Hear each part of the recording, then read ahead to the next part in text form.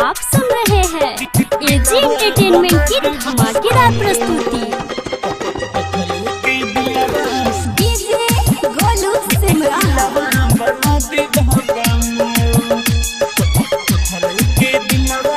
तोड़लो से टूटी नहीं कोई दी कठोर,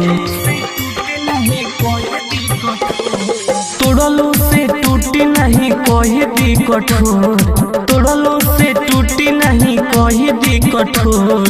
पत्थल के दिलवा बना दी बाबा मोर, पत्थल के दिलवा बना दी बाबा मोर। तोड़लो से टूटी नहीं कोई दी कठोर, पत्थल के दिलवा बना दी बाबा मोर, पत्थल के दिलवा बना दी बाबा मोर। गोलू सिमरन।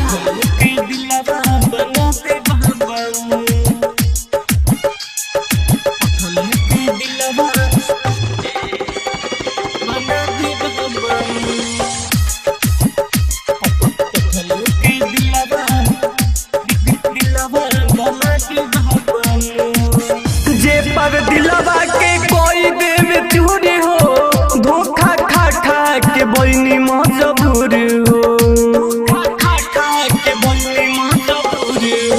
जे पर दिलवा के कोई देव चूरी हो, धोखा खा खा के बोइनी मजबूर हो।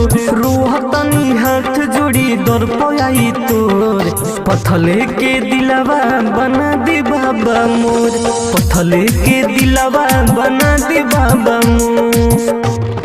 डीजे गोलू सिमरन।